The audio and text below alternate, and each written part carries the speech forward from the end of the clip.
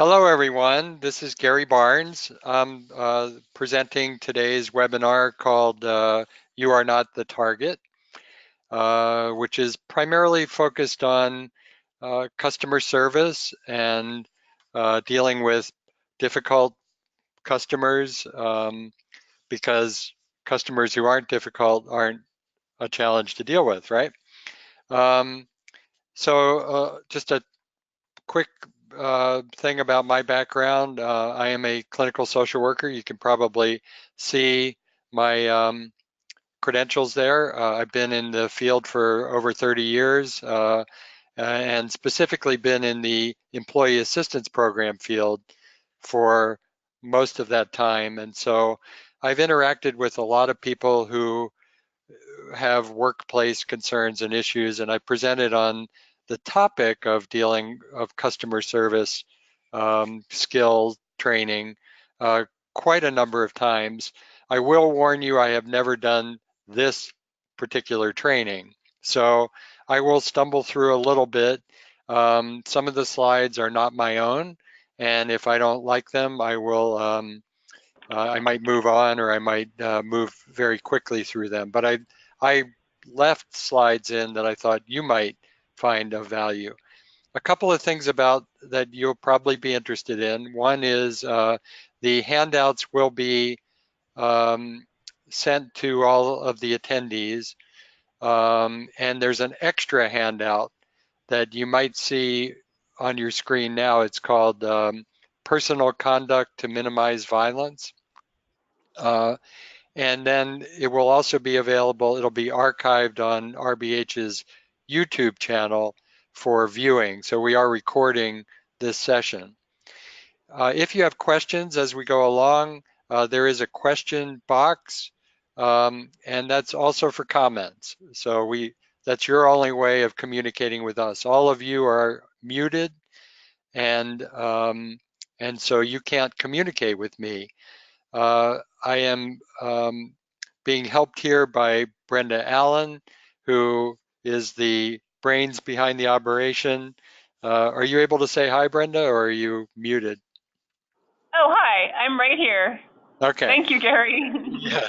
So Brenda will be reviewing all of your questions and comments, and if there are technical difficulties, that would be your place to give us feedback about that as well. And then Brenda will let me know as we go along. Brenda is also going to be advancing the slides for me, so you'll hear me telling her to do that. I'm watching the number of attendees, and I'm also looking at the time. I have 12:05, so I think we should get started because we're going to try to end. I try to end at 10 to the hour so that we have time for questions and comments. And I'm always very interested in your questions and comments, even if I have to take it offline with someone afterward. That's no problem. I want to make sure that this has meaning and value to you. Like any 1 hour webinar, if you walk away with one or two things that you're going to remember, that would be absolutely fabulous. So there's a lot of information in here, but I certainly don't expect all of it to be relevant to you. So as they say in Alcoholics Anonymous, take what you can use and leave the rest. Okay, so let's move forward. Brenda, you want to go to the first slide or the next slide? So this is what we're going to be, this is kind of the organization of our training today to address these four skills. Um, affect how you handle demands, developing detached concern, and we'll explain what we mean by that. Building control, uh, we might call that learning to respond rather than react. And then finally making healthy choices. And then, as I said, we'll try to end a few minutes early and give time for your questions and feedback and comments. Okay, next slide, please. So this is a polling question. So you'll see on your screen the opportunity to respond to this. I try to get a sense of who my audience is. when I start a presentation. I didn't really know what the options were for who you all might be, but I thought, I assume you're here for customer service training, but I didn't know if you're on the phone or face to face or a supervisor. So there may be, it may be none of the above, which we probably could have provided an option for, but as close as you can get, give us an answer.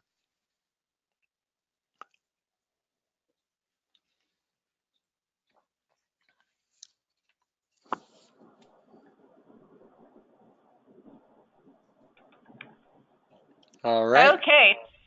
Thank you, Gary. So I just closed the poll, and we have 67% of participants saying that they talk to customers mostly by phone. 49% talk to customers primarily face-to-face, and 20% supervise people in customer service positions. Okay. And I realize that there could be overlap. You could be supervising people and also talking to customers, probably you are. And if you're doing primarily face-to-face, I mean, those might have been tough answers for you. Okay, so we've got a nice split, basically, between face-to-face and on the phone. And obviously those two are very different. And if we were in the same room, I would ask you to tell me about how they're different. But so instead, I'll have to try to tell you things that you already know. People, on the phone, obviously, you can only hear their tone of voice, which you can't see their facial expressions or what their face looks like. So face to face, you are getting a lot more information. On the other hand, face to face can be more challenging because you're also um, confronted with all of the humanity of the interaction, whereas on the phone, sometimes you have a better shot at detaching a little bit and being able to stay more professional.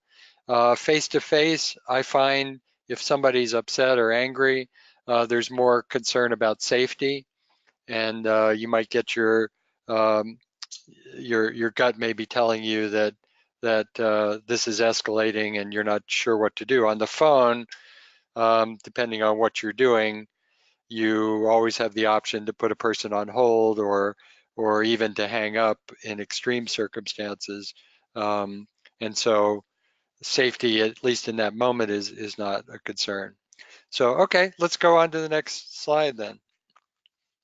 So to start your day, this is a way to think about how you prepare for your job, and probably not something, this probably is something you have thought about. If you're carrying stress from home uh, to work, or if you're, uh, do you carry stress with you from home or work the night before? And um, of course, if you have stress, the answer is almost always yes. We are humans and we take ourselves wherever we go. So under no circumstances would I want you to expect that you can just leave work at work or leave home at home. I think the key there is to have awareness about it and to do the best you can to manage your stress. And we'll talk about that in the fourth skill, making healthy choices.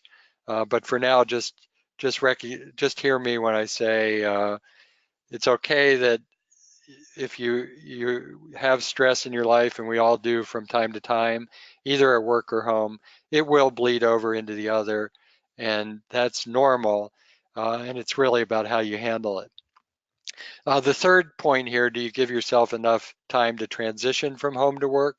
Um, uh, is a great question, and also put the other way, do you give yourself enough time to transition from work to home? And it isn't always a choice. You may not give yourself enough time because you can't for some reason or another, but you can tell from the question that that's going to make a difference. Okay, next slide, Brenda. So we're going to start talking about how you handle just the general demands of your job. So next slide, please. So how do you prepare? How do you prepare yourself for your day? And you can see this smiling customer service worker clearly is completely prepared for the day, I guess. Um, so smiling, um, you may have heard this, actually does change the way you feel, and also changes the way your voice sounds. So it may sound kind of silly, but if you smile as you're picking up the phone and try to remember to smile as you're talking, it will positively impact how you are on a phone call. The same is true in person, maybe even more so because the customer will see you smiling. So trying to remember to smile is just really helpful, and not all of us remember to do that. So um, think about being willing to help. I don't know how you exactly be confident, but I'll have some thoughts about that as we go on. And breathing is always something that is helpful to do, particularly before you take a call. You know, when you're in a call and things are not going well, or just to help slow you down, um, send the blood flow to the right places in your brain. So that's super helpful. Okay, next slide, please.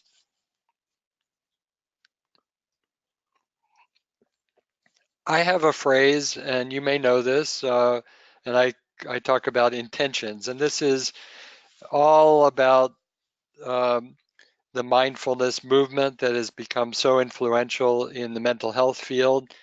And so it's another way of thinking about goal setting for your day. Um, but I find this to be very helpful. If you can take, you know, 1 minute, 5 minutes, um, to just ask yourself the question at the beginning of your day, how do I want to be today?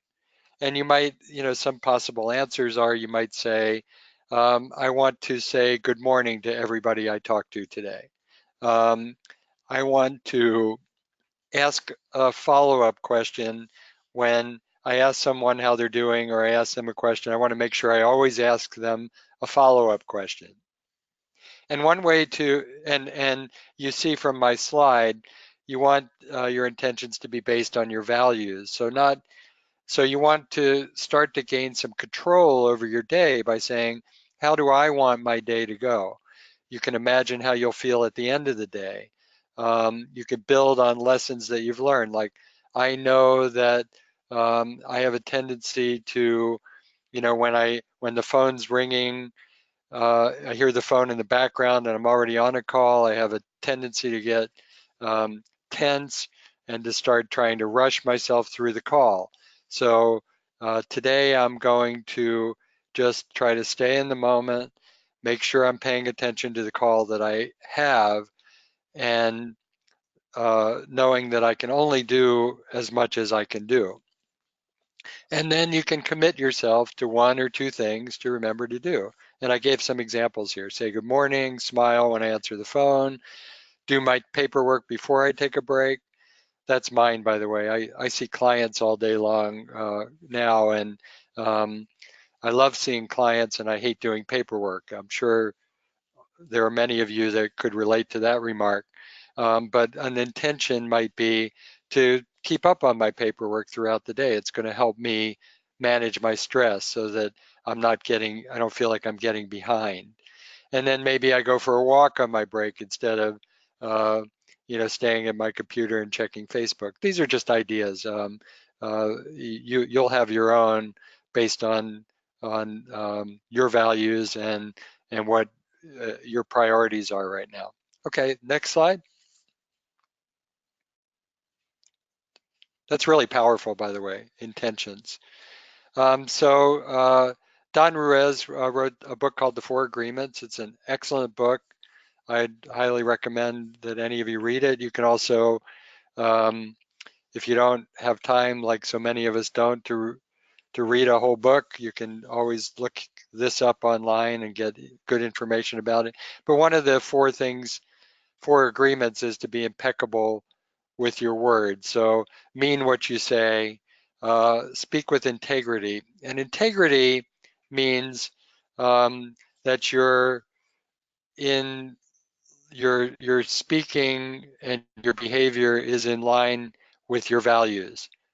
So you might guess that I'm sort of big on aligning behavior with values based on just the last slide and this one. Um, and so, don't let anybody else make you be somebody you don't want to be. That's sort of the rule. Um, so avoid uh, using the word to speak against yourself or to gossip about others. I'm not sure. I think we're missing some words there. Say what you mean, um, and yeah, just live with integrity. And gossiping about others, for most of us, is not how we like to think about ourselves. Um, that can include, by the way that you talk about customers and the way that you think about customers. Um, they may be, a big pain in the rear and not your favorite person at the moment. Um, but try to think more kind and charitable things as you're going through your day. Okay, and we'll talk more about that in a little while. So set limits for yourself. Customer service is hard work. Take a break when necessary. So that's a way to help you be impeccable with your word. Don't get caught up in the stress of your job in the day, which can lead you away from being your best self. Okay, next slide, please, Brenda. So you probably have seen slides like this. These are not my favorite kind of slides because they just sort of bullet point a lot of information that is hard to integrate. But we'll say it because it's important to say these things, even if it's a lot to see all at one time and maybe you've seen it before. These are some of my favorite things. So let the other person finish what they're trying to say. If you have to interrupt, be gentle and soft in the way that you interrupt. Like, I'm sorry, but I just had one clarifying question, or something like that. Let me see if I understand what you're trying to say here. That kind of thing. Listen for the non-verbal things like pace, volume, tone, and adjust yours as needed. And by adjusting yours, I'm often meaning if they're speeding up, you don't necessarily speed up with them.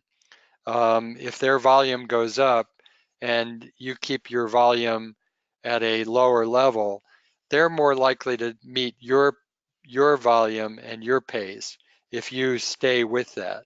So notice what they're doing and adjust yours as needed, but I don't mean match it. I don't mean match their pace with your pace, match their tone with your tone. In fact, quite the opposite. You want to notice your pace and your volume and your tone and adjust it to what you want it to be. Okay?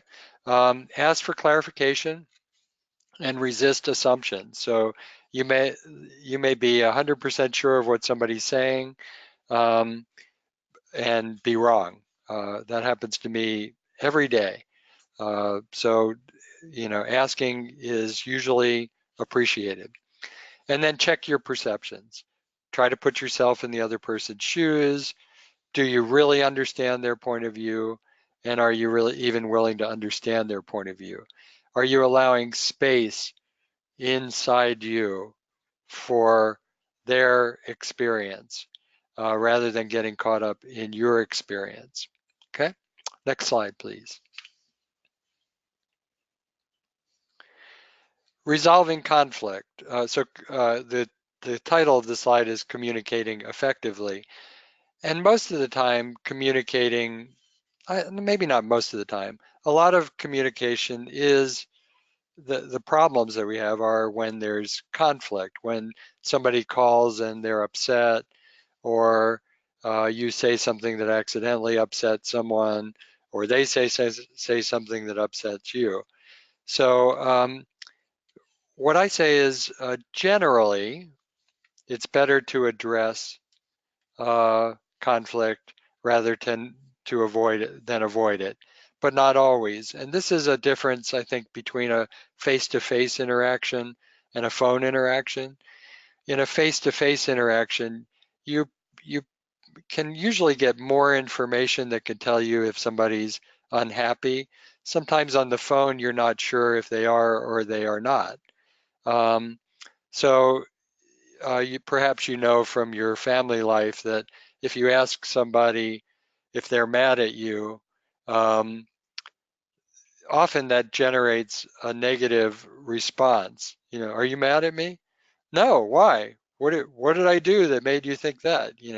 So I'm not talking about that, but if somebody is because in this case in customer service, usually somebody is telling you that they're upset or they're unhappy, then you want to say, okay, I understand that you're unhappy, and I'd like to try to make that better and have this be a good experience for you. So respect, respect, respect. It's a word uh, that we all know, and it means many different things. Examples of respect are uh, uh, allowing for the person to have their reactions, um, allowing them to have their interests and needs. That doesn't necessarily mean you're going to be able to meet them. Treating someone always with uh, um, kindness, um, like they matter. Those are words. So you might want to think about what respect means to you. Um, but I can tell you, if a customer feels respect from you, their reaction is going to be much better. And then speak only about you. Don't try to narrate the other person's story. This is so by narrate, that means telling them what you think they're feeling or doing or saying. And that's, I borrow that from the marital literature. I do a lot of couples counseling, and I talk about that, pretty regularly. Talking about you and how you're feeling, and or how, and that, obviously that doesn't, you can't talk about how you're feeling with customers very often. Um, but you can say, I think so. I think what you're saying is this. Is that right? You could say, okay, I need, some information from you in order to answer your questions. Um, and yeah, so accommodate where possible. Uh, Sort of the golden rule of customer service is that you're trying to give the customer whatever they want to make them happy. Obviously, we can't do that in all settings. Customers' requests may be unreasonable, or you may think they're reasonable, but you still can't solve their problem for them. So think about accommodating them wherever you can. Is there something that you can, and accommodate means you sort of get out of the way. You're more focused on uh, relationship than on task. So it's not as much about getting something done as it is about making the person feel good about what you're doing. That's what we mean by accommodate. Okay, next slide, please.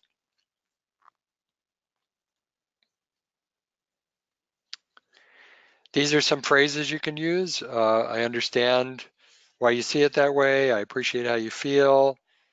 I'd like to help you resolve the situation. What would you like me to do? I don't really like that one as much. So these are phrases you probably use, but you know what phrases you use. Make them your own. Um, I think customers do appreciate you being yourself and not working off of a script. Scripts can be helpful, but you have to make them your own. For example, this presentation that I'm giving you today was given to me, and I went and changed slides, added slides to make it my own. So the presentation is still something that uh, RBH wanted me to present, but I made it such that I could present it and have you think that I'm being real and I'm being Gary Barnes. That's what you want to shoot for if you can. Okay, the next slide, please. These are some communication skills. This is a big slide. I think I think we're going to move on to the next slide. Yeah, we just go to the next slide? I'm watching the time, by the way. I always put in more material than I have time for. Sorry about that. So I have this phrase, work within yourself. And you heard me say this already once. Don't let anyone make you into somebody you don't want to be. Um, don't give other people that much power and control. Um, and this is a mindfulness phrase. Attach to your intentions and values, not to a particular outcome. So attachment means it's when you develop an expectation that if I say thank you to you, then you're going to say thank you to me. If I compliment you for something, you're going to compliment me. If I appreciate something you've done, you're going to appreciate something I've done. Instead, attached to your intentions and values. So I'm going to compliment you whether you compliment me back or not. I'm going to appreciate you because to me that's the right thing to do and the best way to be. And if you appreciate me back, that's great. But if you don't, I'm not going to get uh, I'm not going to expect that. So expectations and attachment to a particular outcome happens sometimes without us meaning to. Um, but this is a way better way to be, and I think you feel better when you can master it. And then self-monitor your thoughts and reactions. So I hope you all know what I mean by that. Self-monitor means you're paying attention to what you're thinking and how you're reacting as you're dealing with a customer in this case, but you can use this anywhere in your life. And then pause if needed. So I'm getting too upset right now. I'm having angry thoughts about this customer. Pause if you can. And I hope you all have a way to pause. If you don't, um, try to figure out a way that you can we call it hitting the pause button, so that you get a chance to step back, take a deep breath, and say, what's happening right now, and what do I want to do? How do I want to be right now? And we all get caught up in our thoughts and feelings, and then we're reacting instead of responding. So pause. What's your pause button? It can be putting the person on hold.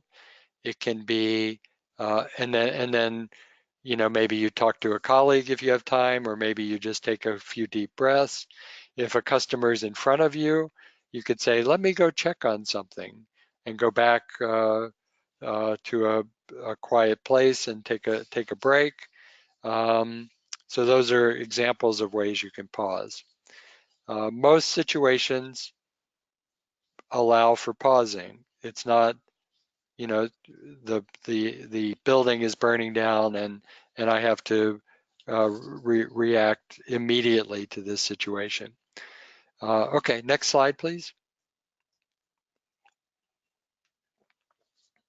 All right, we're on skill number 2, which is developing detached concerns. So this is, we're building on some of the things that I've already said. Don't take things personally, which is one of the 4 agreements. And this is what Don Miguel Ruiz says: nothing, nothing others do is because of you. What they say and do is a projection of their own reality, their own dream. When you are immune to their opinions and actions, you won't be the victim of needless suffering. Now, as a counselor and a therapist, uh, I'm more like the plumber of the mental health world. I don't think this is achievable for most of us on any given day. It's really hard not to take things personally. I think it's a great goal, and that's why I keep the slide in here. It's a great goal to remember that it's not always about you, um, and that's a good thing. Um, and it's not always about what the person's talking to you about. Um, Everybody's customer service experience as a customer is built on their life of customer service responses. So it's got very little to do with you, um, and it may have to do with your company or their experience with that. I know a lot of you are in healthcare. Um, you know, when you have uh, a health problem, um, really nothing else matters, and your stress level goes up, um, and so people are not their best selves when they're undergoing a health crisis, um, and maybe they're feeling jerked around by the healthcare system, which probably all of you who are in the healthcare system know that the healthcare system does not work very smoothly. And so it's understandable that people get frustrated. So those things are not about us at all. Try to remember that. You are not the target. The target is your organization, the problem that they're trying to solve, even just their frustration with their life. Okay, next slide, please.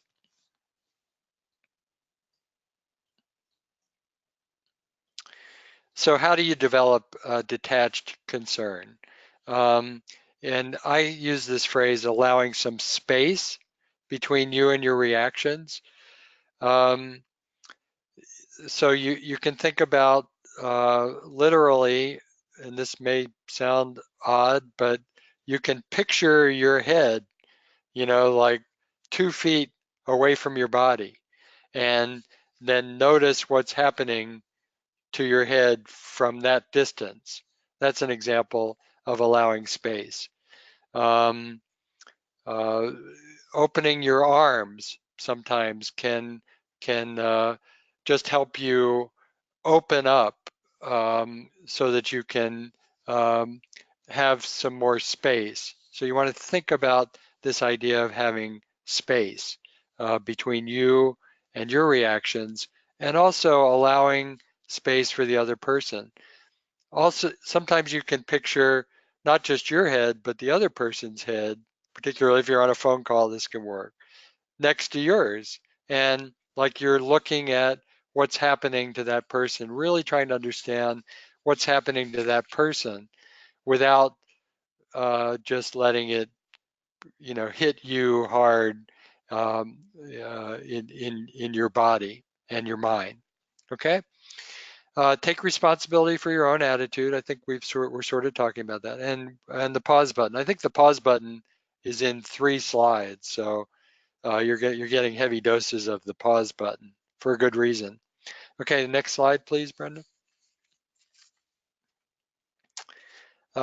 Response ability.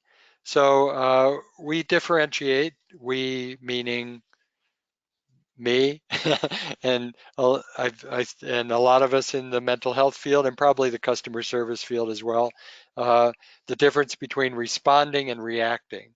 So reacting is when you react based on your emotions, and responding is when you act according to your values, your goals, your intentions.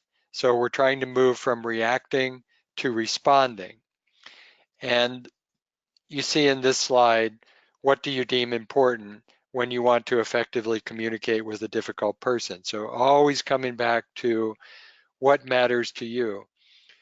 As I've gotten uh, older, I guess, just more experienced and more confident, when I'm with clients, I don't really hesitate to just sort of lead with compassion and love, if you don't mind me using that word.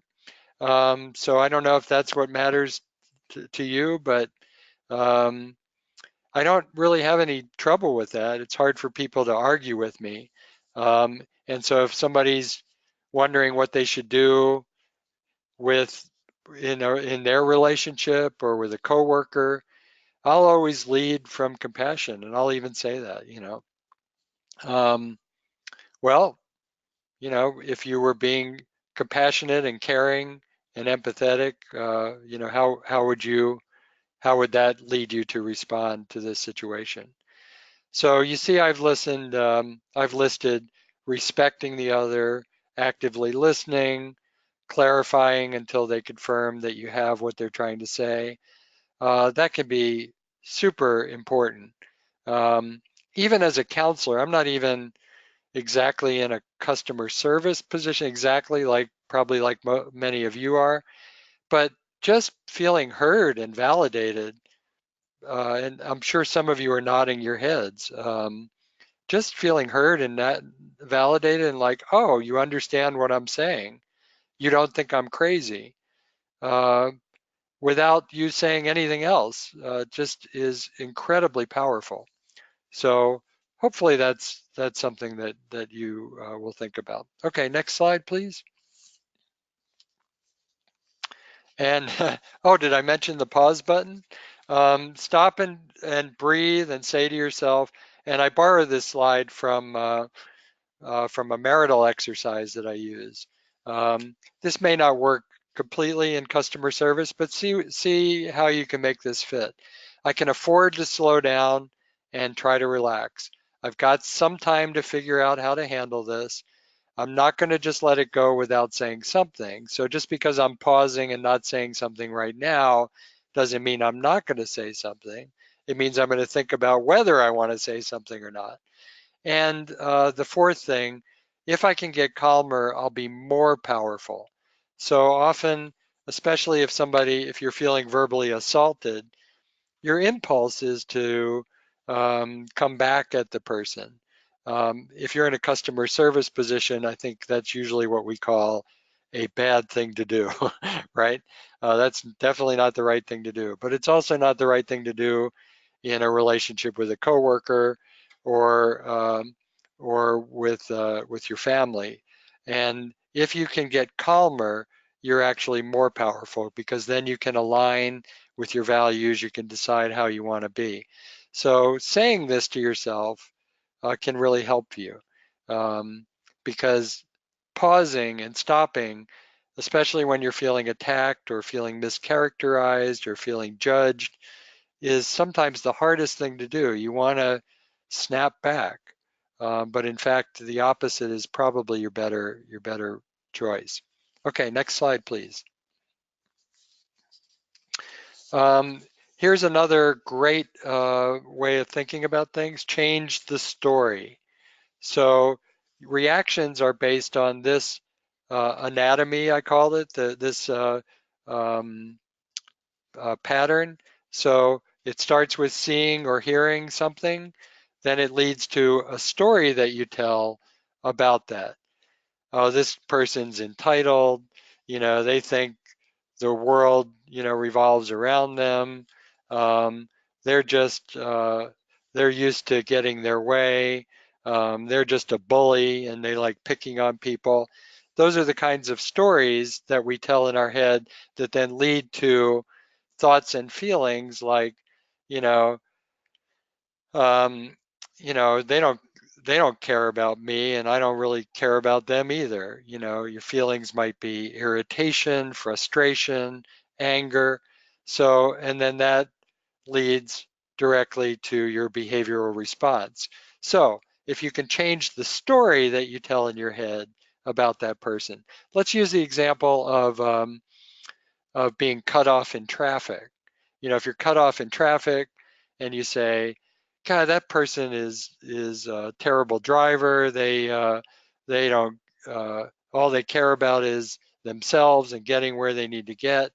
You know, that leads to one set of thoughts, feelings, and reactions. But if you were to say, "Well, maybe you know they're late to an appointment.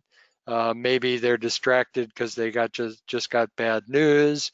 Um, you know, maybe they had an argument with their uh, partner or their kid or something like that. So, you know, there's all kinds of stories you can tell that are more compassionate and can lead you to more compassionate thoughts and feelings. I mean, it's a tough world out there, right? The potential number of things that could be going on for a person when they talk to you on the phone or in person um, are is infinite, the number of things that could be going wrong in their life. So uh, this is a really powerful technique. Change the story you tell about what's going on. Okay, next slide, please. Be proactive. Um, so proactive in this slide is the same as being as responding instead of reacting. So proactive, um, taking responsibility for your own choices, um, and recognizing your reactive tendencies and choosing to respond instead. Okay, next slide. I think we have another slide on this. Oh no, helpful versus not helpful thoughts. I use this all day long. I was using this technique on the golf course this weekend.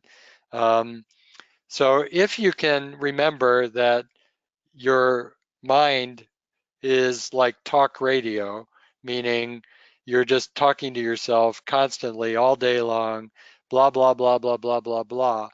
Um, when you're on the phone with someone or when you're with a customer, you are having thoughts. And those thoughts are what lead to reactions. And so you can simply divide your thoughts into helpful or not helpful, as opposed to dividing your thoughts into is it true or not true. So you can have a thought that's true but isn't helpful. This person is treating me in a very bad way right now. Might be true, but it might not be helpful. It might be more helpful to say, um, you know, uh, well, my day so far has gone okay. I have room to listen to this person. This person doesn't know me, so they can judge me, but they don't know me. And so what they say doesn't really matter. You know, I gave some examples here. I'm choosing to listen. I can give myself some space to manage. Let me explore some alternatives here. Um, and not helpful thoughts, obviously, are things like he's making me mad. There's nothing I can do to solve this. These customers are so blah, blah, blah, blah. This person is a jerk, things like that, right? So try to, if you can, so you see how all of these things go together, I hope? If you can pause and step back and recognize that you're having thoughts, then you can make a choice of what thoughts you want to pay attention to, and those we call helpful thoughts. Okay, next slide, please. Yeah, let's go to the next slide. So this is again covering that reaction versus responding. Okay, so another polling question. Um, a good way to manage a situation in which a customer is angry and blaming you is. So this is sort of a little quiz to see if you're paying attention, and also to see if I'm getting the information across that I'm trying to get across. The second one is politely tell the customer. Sorry, we have a typo in there. So which one of these do you think might be the best option?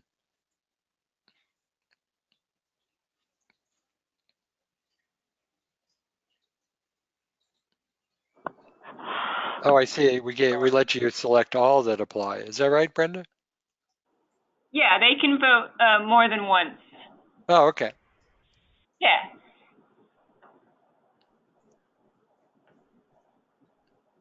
Okay, and what are people saying? Okay, I just closed the poll. 89% voted for 3. Take a deep breath, calm the mind, and create space to listen. Excellent. 47% voted for 1. Try not to get angry or defensive.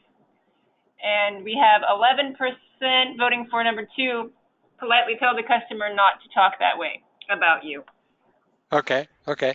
So none of the three are terrible ideas, but clearly the third was the one I was angling for if you're listening to me talking. Um, but I did put the first two in there for a reason. The first one I put in there for a reason, and that is trying not to get defensive or angry is just a poor strategy.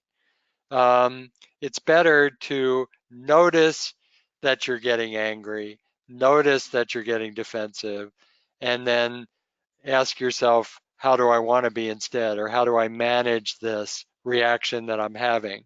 Trying not to get angry to me sounds like gritting your teeth and tensing up, and it doesn't give you enough information about how you want to be. Um, so again, not a terrible idea, but that's why I put that in there so I could make that point. And then the second one, uh, politely telling a customer not to talk that way about you again, it's a poor strategy.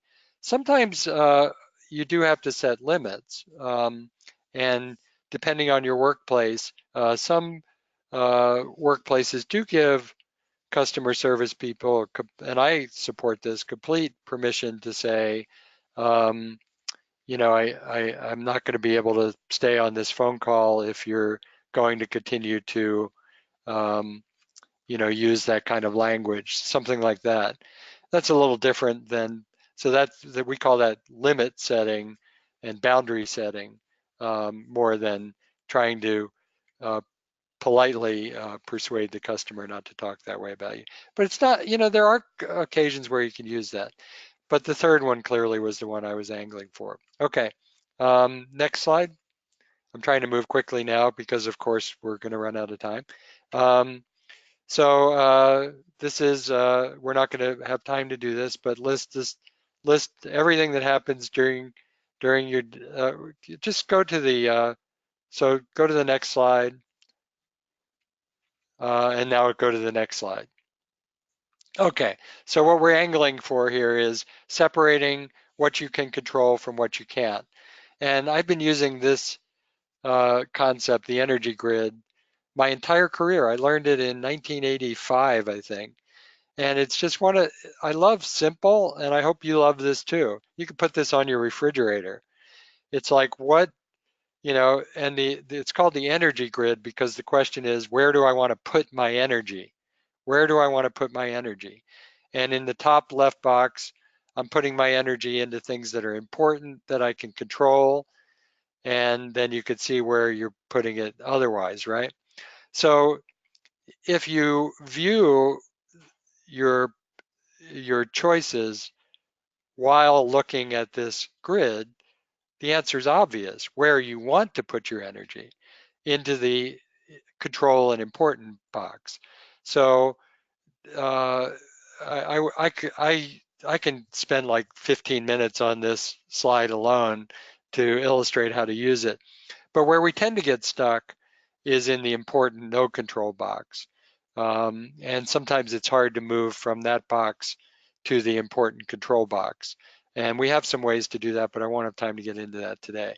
But if you're in the non-important part, just by recognizing that should help you shift away from that. Okay, next slide. So I encourage you to copy this and put it on your fridge. Mindfulness then, and won't have time to get into this very much, but you've heard me talk about it today. I'd encourage you to uh, explore it more if you're not already.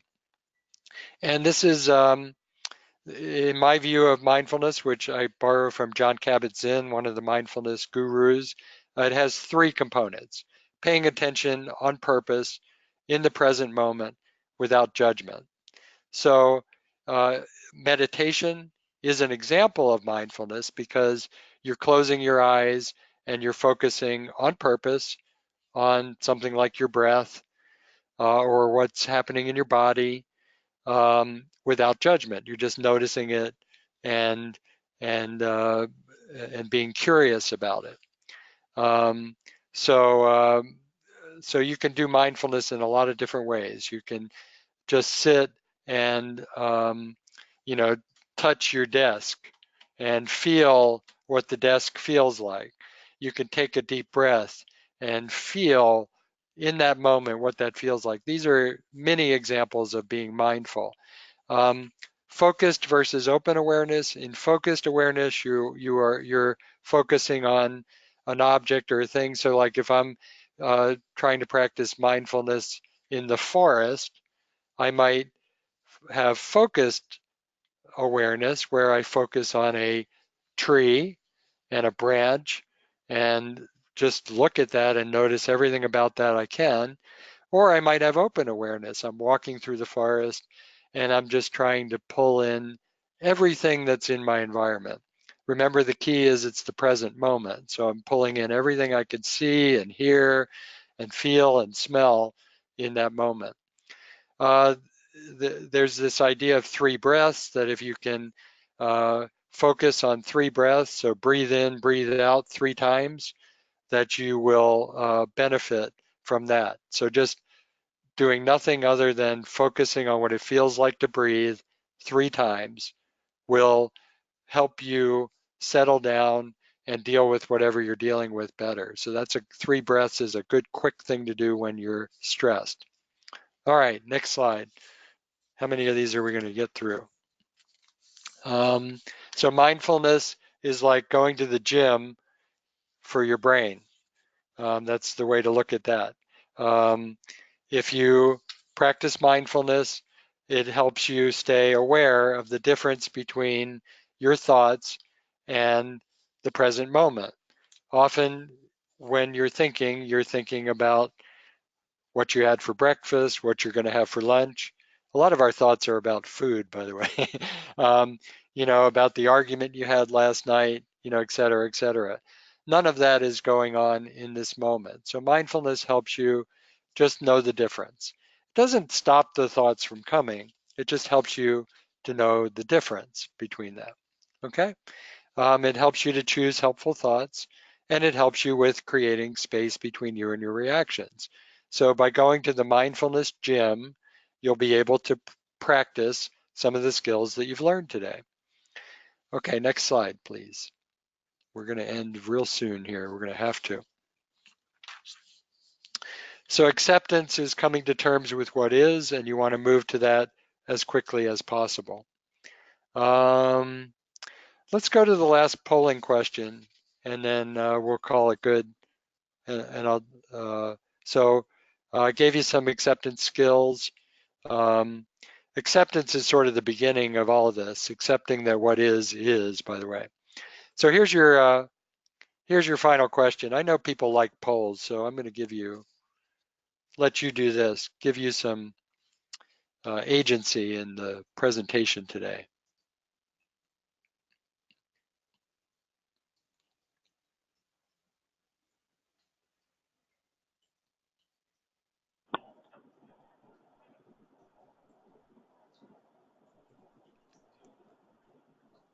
Okay. Okay, so I just closed the poll and we have 67% of voting for 3, take a deep breath and continue to listen empathetically. 56% voting for 1, push the pause button, put them on hold. And for 2, we have 11% voting for threaten to hang up if the customer continues. Yeah. And again, none of these are wrong answers. Just some are better. Um, so the key for me was being rude and calling me names or attacking me verbally. To me, I would have to do number one, because I'm going to be reacting to that pretty strongly. Number three is a fine strategy, taking a deep breath and continuing to listen if you can. But if somebody's being rude and calling you names, listening empathetically can be dangerous. So you just want to be careful about that. If they're continuing to escalate and just feeling like you're now giving them permission to verbally abuse you, um, that's probably not a good that's probably not a good thing, and that's not going to help. Um, when people are being rude and bullying, sometimes uh, the counterintuitive thing is the thing to do. And by that, I mean setting limits and boundaries is an important thing to do. Um, and I will reference the handout, Personal Conduct to Minimize Violence. Um, so you don't want to get in somebody's face and set boundaries, but pushing the pause button, putting them on hold, maybe going to talk to your supervisor if they're truly being rude and calling you names, might be good. Number two, I wouldn't, the threaten to hang up. I don't really like that. And it sounds like most of you didn't like that either. But as I said, there can be a place to say, if you continue to talk to me like that, I'm going to have to end this call. Sometimes that's an appropriate. Hopefully, hardly ever, but sometimes you need to. I guess what I'm getting at here is I want to respect you all and your integrity and your right to not have to take, not to just take it all the time when somebody's uh, treating you with disrespect. Okay, let's the go on, Brenda. The last part of the presentation is about how you take care of yourself, and you can read about that. These are all things you already know. So let's just go to the last slide. All right. So questions. Sorry that I went over and took too long. And I can answer questions. We can stay for a minute or five. I know some of you will have to get off, but do we have any questions, Brenda, or comments? I'm looking in the questions panel, and I don't see that we have any questions right now. We could give people a couple of minutes to respond.